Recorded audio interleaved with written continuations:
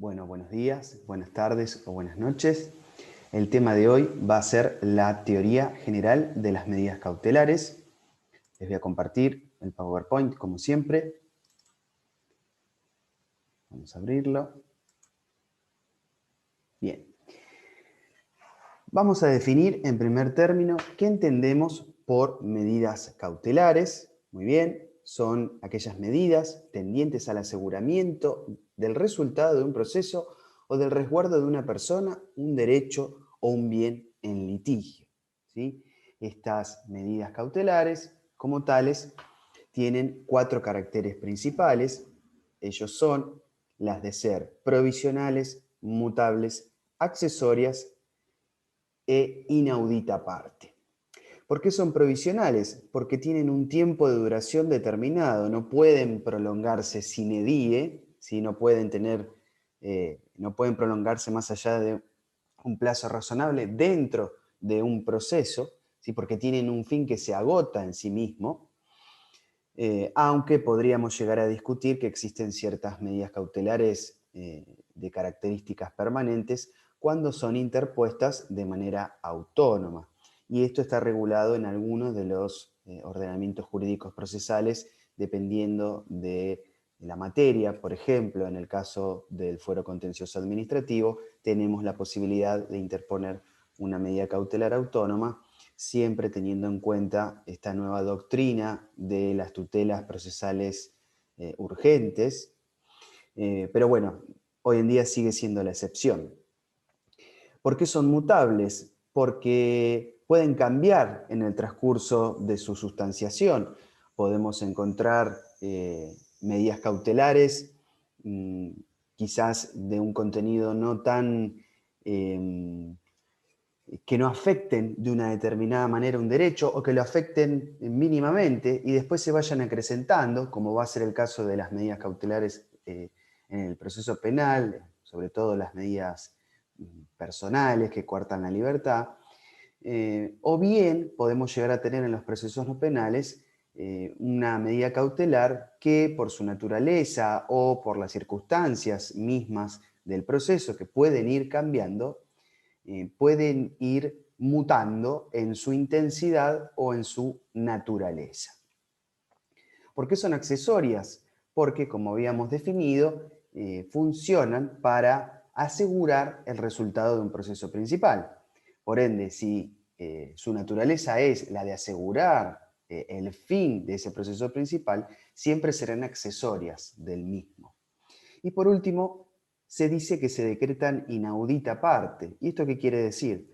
Que una vez que una de las partes peticiona al órgano jurisdiccional, le otorgue una medida cautelar de que se trate, ese órgano jurisdiccional, previo a darle traslado a la otra parte, deberá analizar si las condiciones de admisibilidad y procedencia de la misma se dan en ese momento y debe otorgarlas o no, pero en el caso que las otorgue, debe darle vista a la contraparte, pero una vez efectivizadas, ¿sí? Esto por cumplimiento de la garantía de defensa en juicio, pero ¿por qué se otorgan previamente o inaudita parte? Esto es, sin oír primariamente a la contraparte, porque por supuesto podríamos generar un perjuicio no deseado si pusiéramos en conocimiento previo a quien le vamos a imponer el resultado de esa resolución judicial. Vamos a distinguir los elementos según se trate de un proceso penal o de un proceso no penal. Si bien algunos nombres son parecidos, dependiendo de la naturaleza de ese proceso, van a tener una denominación distinta y quizás también alguna que otra finalidad disímil. Vamos al proceso no penal. El proceso no penal tiene 4 elementos para que se den estas medidas cautelares, también conocidas como medidas de coerción, que se encuentran legisladas a partir del artículo 144 en el Código Procesal Penal de la Provincia de Buenos Aires. Y ese cuerpo legal adjetivo nos va a decir que para que se puedan imponer medidas cautelares deben haber 4 elementos. Primero, por supuesto, la apariencia de responsabilidad y del derecho a afectar, dice el Código Procesal Penal. Bueno, ¿esto qué quiere decir? Que debe haber algún mínimo grado de vinculación de la persona imputada o deben existir elementos suficientes o indicios vehementes que puedan hacer presuponer la existencia o no de algún peligro procesal, que es otro de los elementos. Ahora sí, peligro cierto de frustración. Bueno, ¿cuáles son entonces esos peligros procesales de los que habla toda la doctrina? Son dos, el peligro de fuga o el entorpecimiento en la investigación. Cada uno de ellos sabemos que puede ser justipreciado o puesto en análisis por quien vaya a aplicar la medida de coerción, teniendo en cuenta varios factores. Entre ellos, por ejemplo, podríamos citar la pena en expectativa, aunque esto se encuentra hartamente discutido, sobre todo por el Tribunal de Casación Penal. Otros elementos como el comportamiento de la persona imputada en el proceso penal, el sometimiento al mismo, el arraigo propio, ¿sí? Bueno, varios elementos que hacen presuponer la existencia o no de estos peligros procesales y la urgencia, por supuesto, de que se aplique o no una medida de coerción para poder asegurar los fines del proceso. Recordemos la esencia o la naturaleza de estas medidas cautelares.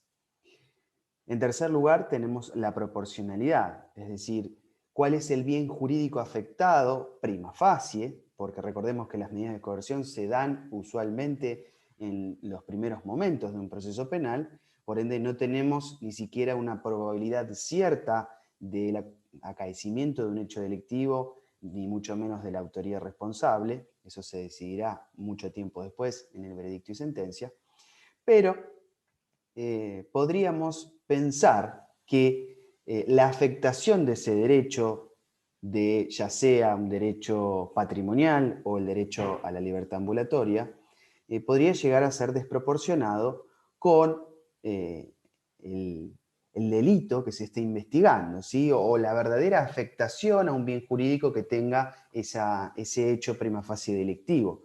Por ende, la proporcionalidad entre la afectación de ese derecho, sobre todo el de la libertad, reitero, respecto de la afectación del bien jurídico, debe ser una cuestión de una balanza que, bueno, más allá de lo que ocurre en la realidad, debe ser un elemento objetivo. Y la contracautela. Bueno, ¿cuándo va a haber contracautela? Cuando estemos ante la presencia de medidas de coerción reales o de afectación del patrimonio de la persona. La contracautela en el derecho procesal penal, aunque en los procesos no penales, ya lo vamos a ver también, se da a través de la caución, que puede ser juratoria o personal, o de la fianza, ¿sí? A través del pago de una suma dineraria como objeto o como una suma que va a asegurar el cumplimiento del objeto de ese proceso. Ahora bien, vamos a otra cuestión muy interesante. ¿Cuáles son los elementos de las medidas cautelares en los procesos no penales? Bueno, esto ya es doctrina, por supuesto, clásica, que las medidas cautelares tienen tres elementos, ¿sí? La verosimilitud en el derecho, el peligro en la demora y también, coincidente con el proceso penal, la contracautela. ¿Qué es la verosimilitud en el derecho o este humo de buen derecho?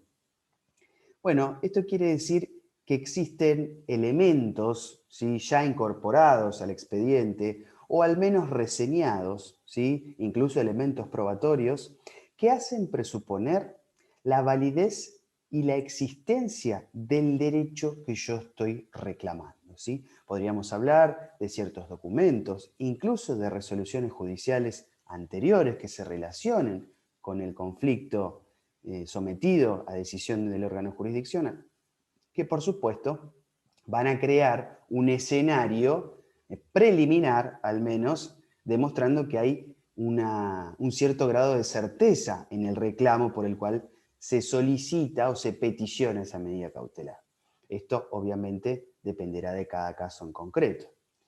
¿Qué es el peligro en la demora? Bueno, esto, su naturaleza es la urgencia que tiene la parte que solicita la medida cautelar en que ese derecho o ese bien sea protegido porque tiene una alta incidencia o porque está verdaderamente relacionado con el resultado de ese proceso.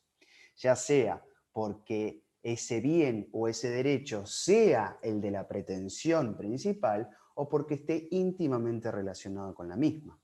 Pero acá lo importante es que es verdaderamente urgente temporalmente que protejamos ese derecho para que no se frustre el camino de ese proceso.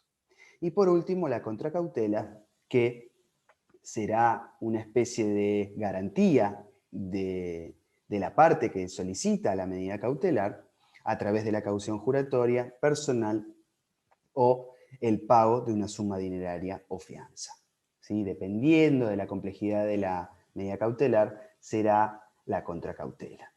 Hay, por supuesto, ciertos procesos o ciertas franquicias que ostentan las partes en los procesos por ese subprincipio, o mejor dicho, ese metaprincipio de acceso a la justicia que otorga la posibilidad de eximir de contracautela para la petición de ciertas medidas cautelares. Vamos a ir entonces muy sucintamente a explicar cuáles son las medidas cautelares en el proceso penal o más bien conocidas como medidas de coerción. En el proceso penal entonces tenemos dos clases de medidas cautelares. Tenemos medidas cautelares personales y medidas cautelares reales. Aclaración previa, con este tema y con el que sigue haremos una breve descripción de cada una de ellas, sin perjuicio de que en videos posteriores nos detengamos en la explicación y ejemplificación mucho más acabada.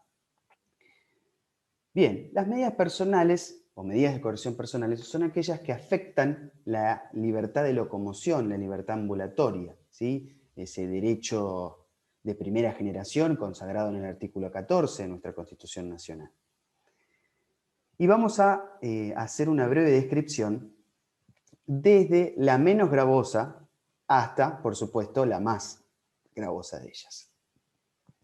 La citación, al día de hoy, es discutida su naturaleza de medida cautelar porque se entiende que la persona citada a proceso puede concurrir voluntariamente y allí no existiría una suerte de afectación cierta de un derecho, porque si bien es citado a comparecer, lo hace voluntariamente.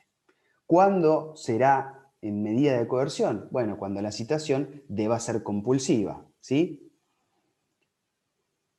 ¿Qué es el arresto? Bueno, el arresto es una medida de coerción que se da en una situación muy especial, que es que cuando se esté en presencia de muchas personas, se acaba de cometer prima facie un delito, y no pueda determinarse de ese colectivo de personas quién es el imputado o imputados y quiénes son testigos, podrá coartarse la libertad por un lapso temporal muy corto para poder así determinar qué grado de participación o percepción han tenido esas personas en ese hecho.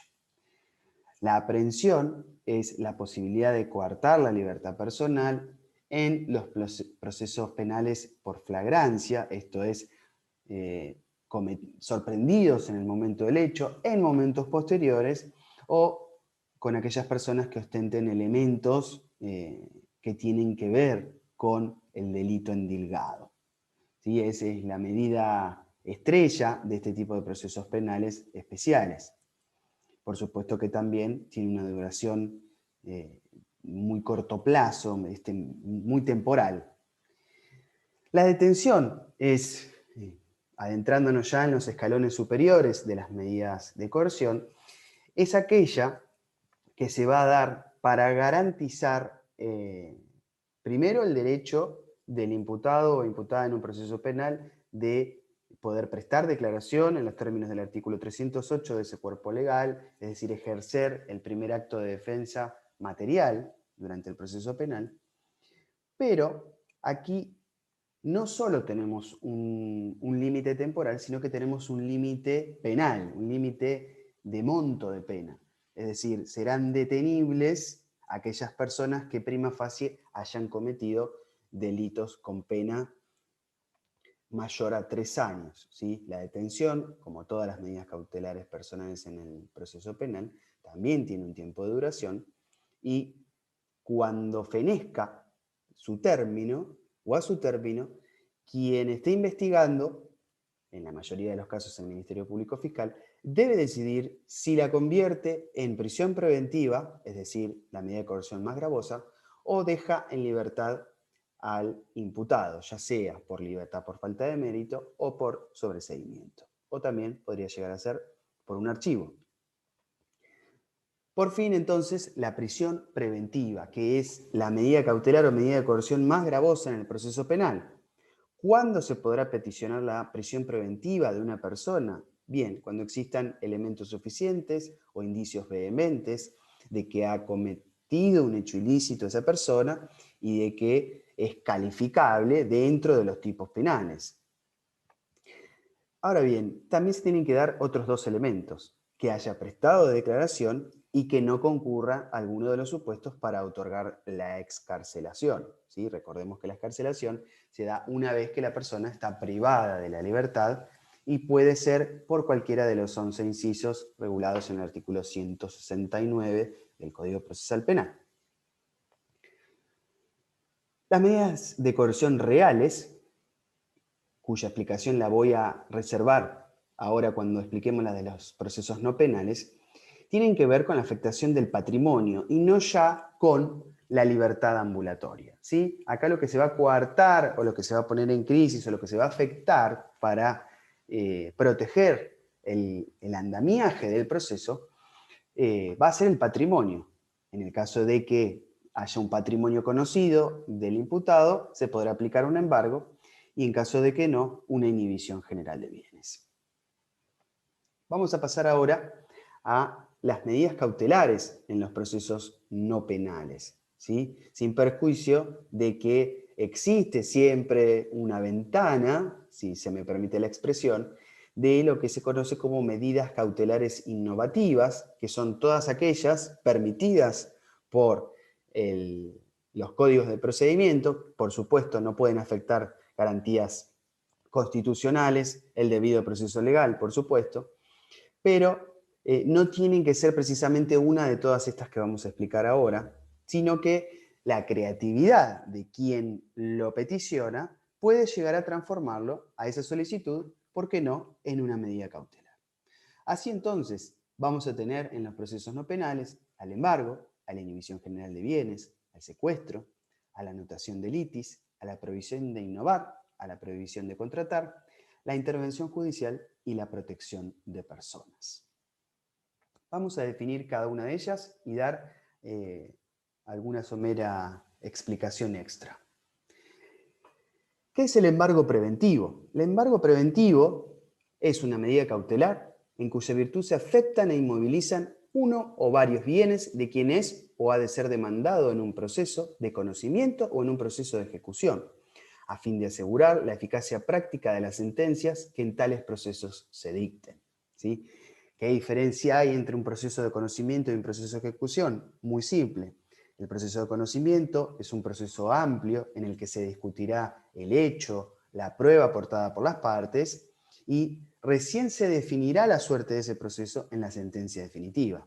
En cambio, en el proceso de ejecución, ya sea ejecución de sentencia o juicio ejecutivo, tenemos un derecho cierto ya desde el comienzo y lo único que tenemos que hacer es procurarnos el cobro, ¿sí? El cobro que está ya asegurado, tanto sea en esa resolución judicial o en ese título ejecutable. Se decreta siempre bajo caución y responsabilidad del solicitante, por supuesto, ¿sí? Porque en la medida cautelar que yo voy a peticionar, sobre todo el embargo preventivo, ¿y qué es lo que puedo embargar? Bueno, muchas cosas se pueden embargar. Bienes muebles, registrables o no registrables, bienes inmuebles, dinero, ¿sí? Cuentas bancarias, ¿sí? Dinero no palpable. Bueno, todo ello se puede embargar. Entonces, como se va a afectar o se va a inmovilizar un bien del patrimonio de otra persona, por supuesto quien lo solicita debe hacerse responsable por los eventuales daños y perjuicios por haberlo pedido de manera fraudulenta o con mala fe. Existen tres clases de embargo, ¿sí? En el derecho procesal. El embargo preventivo, el embargo ejecutivo y el embargo ejecutorio. Vamos a reservar como medida cautelar al primero de ellos, al embargo preventivo, que es el que estamos explicando en este momento, y vamos a dejar la explicación del embargo ejecutivo y ejecutorio para los procesos de ejecución, que es en donde realmente se aplica. ¿Sí? En el caso que no conozcamos cuál es el patrimonio del deudor o de la persona demandada o de la persona a quien le vamos a solicitar se trabe nuestra medida cautelar, vamos a poder peticionarle al órgano jurisdiccional decrete su inhibición general de bienes. ¿Qué es entonces la inhibición general de bienes? Es la medida cautelar que se traduce en la interdicción de vender o gravar cualquier bien inmueble de que el deudor pueda ser propietario al momento de anotarse la medida o que adquiera en lo sucesivo, ¿sí? Porque puede que esa persona en el momento no tenga bienes, pero como vamos a ver, tanto el embargo como la inhibición general de bienes que deben ser anotados en los registros respectivos cuando esa medida cautelar sea contra bienes registrables, durará 5 años y podrá ser renovada, ¿sí? Prorrogada, pero siempre a pedido de parte. Si no se pide la renovación, a los 5 años, tanto sea el embargo como la inhibición general de bienes caducan. ¿Sí? ¿Por qué es una medida sucedánea del embargo? Porque digamos que se aplica en el caso que nosotros no tengamos nada que embargar o bien lo que tengamos para embargar sea insuficiente o no se corresponda con nuestro crédito. ¿Sí? Lo que tengamos a mano para embargar sea de un monto mucho menor a nuestro crédito. Entonces podríamos, en ese caso, embargar esos bienes y por lo restante solicitar la inhibición general de bienes. El secuestro es una medida cautelar en cuya virtud se desapodera a una persona de un bien sobre el cual se litiga o se ha de litigar. ¿Sí? Esta es la diferencia con el embargo. Yo puedo embargar cualquier bien del deudor, pero secuestrar, ¿sí? Es decir, tener, asir, ¿sí? E inmovilizar, quiere decir que se relaciona con el objeto o bien del litigio. ¿Sí? Recae sobre cosas ciertas y determinadas que versan sobre la materia controversial. Por supuesto que el secuestro implica que los bienes secuestrados podrán quedar en cabeza del deudor, pero ya con la carga de ser un depositario fiel.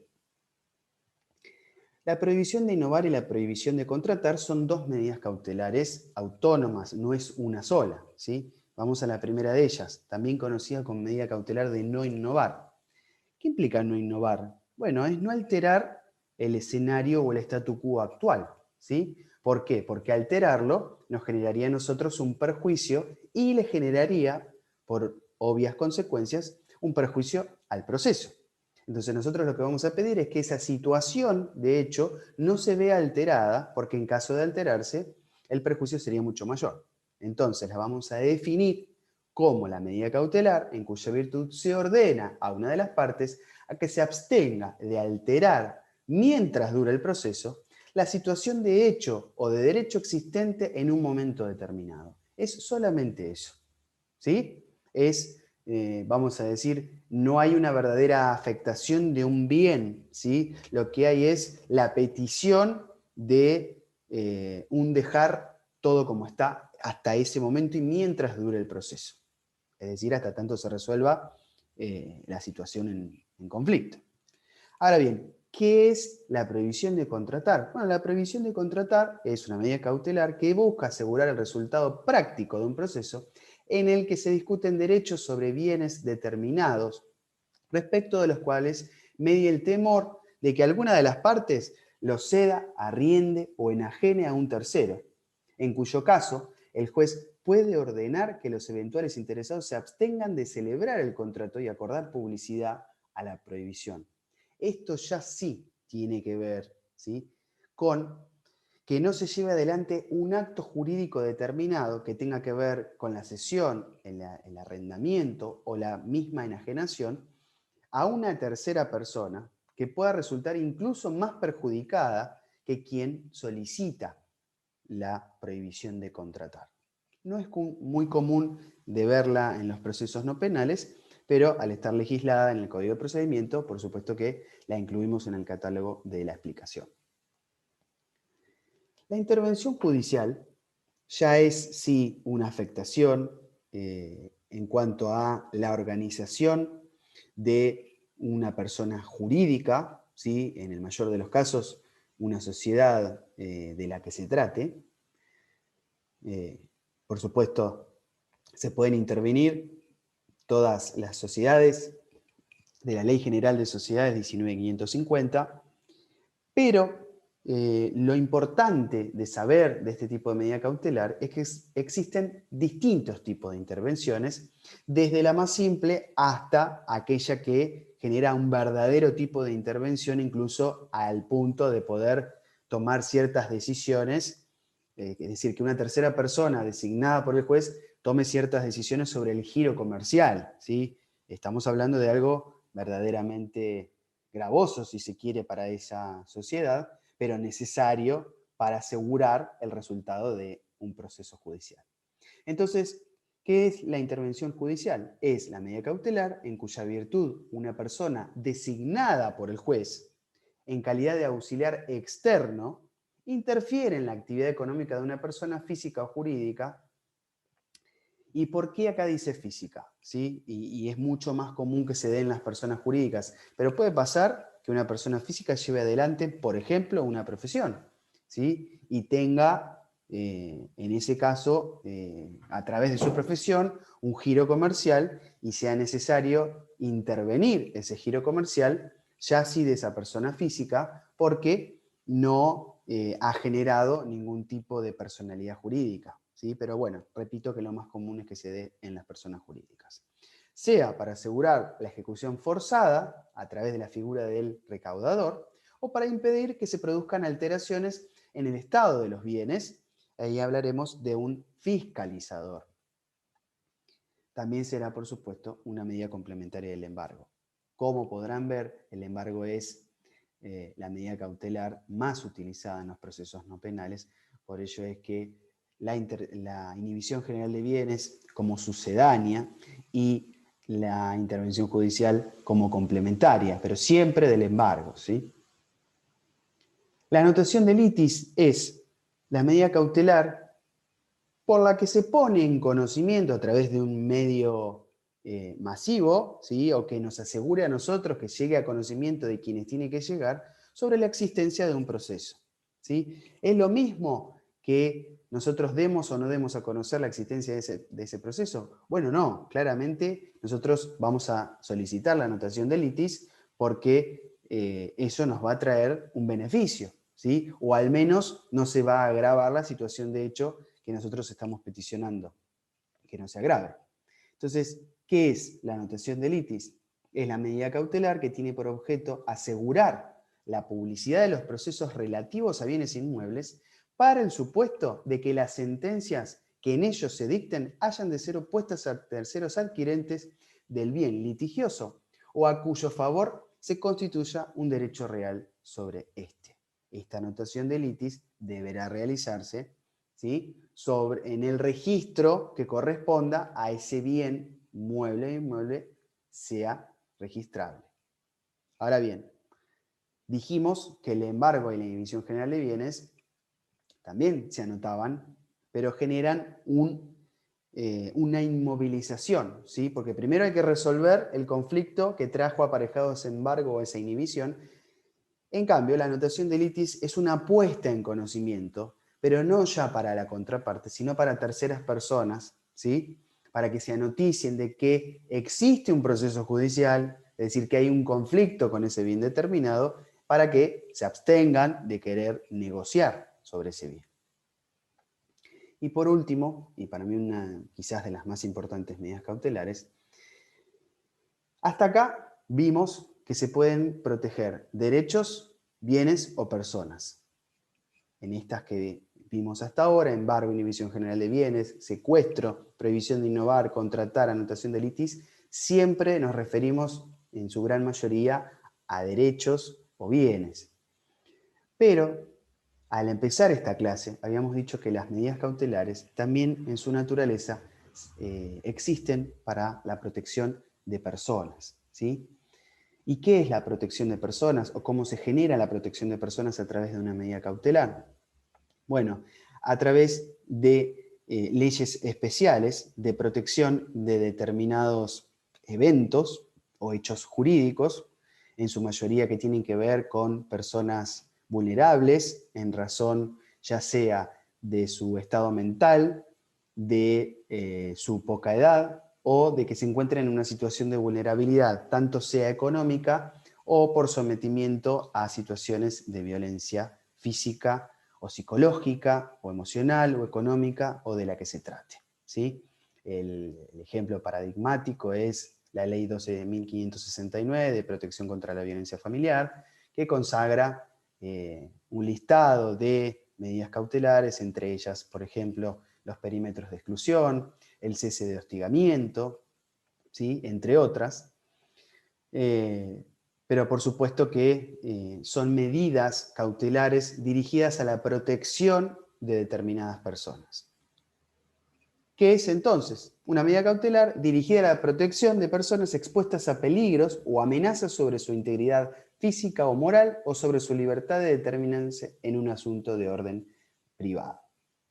Por supuesto que hemos dado un lineamiento general de la teoría general de las medidas cautelares, desde su concepto, pasando por sus caracteres, elementos, y por una breve descripción de cada una de ellas en el proceso penal y en los procesos no penales.